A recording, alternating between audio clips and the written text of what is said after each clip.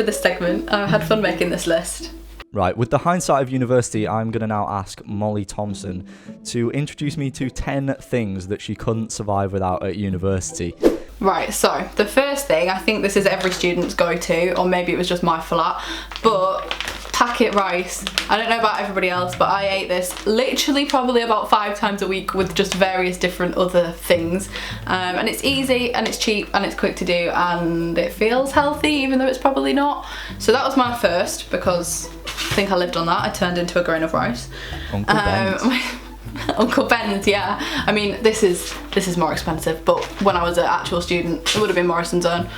Okay, second, paracetamol or ibuprofen, always, because after a night out, you're gonna have a headache. And I always had a 9 a.m. because of the course I did. I was in at 9 every single day, so it didn't even matter what day of the week I went out, I had to be up.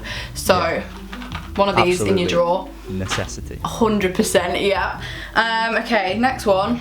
Multiple mugs or glasses, because I was quite lazy with washing up, so I'd rather have more so that I could just drink out of a clean one instead of washing up the last one, and that's probably bad, but also it's good to make a cup of tea. And well, it's fine. It is, yeah, but I'd like leave 2 or 3 mugs in the kitchen that needed washing up, and then I'd have some in my room, and it would just be like, I'll just get a clean one. So I had a lot of mugs and a lot of glasses, so that's that.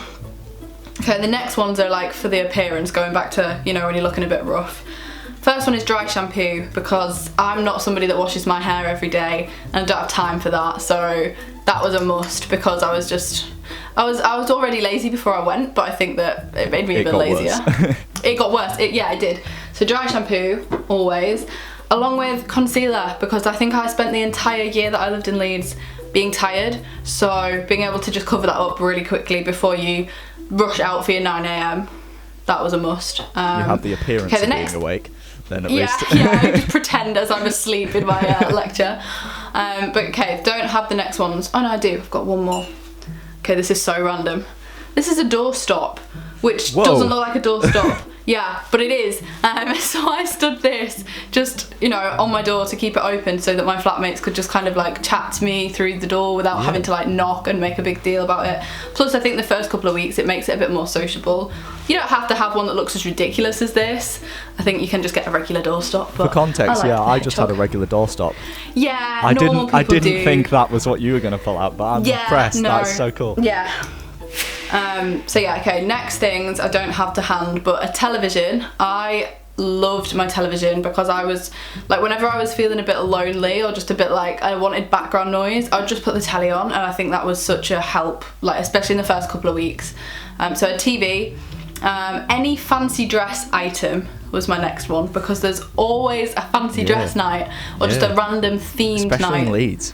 Yeah, oh my god, Leeds love a fancy dress. So if you can get like a Hawaiian shirt or like a feather boa, that kind of thing, yeah, make sure you've got one of those.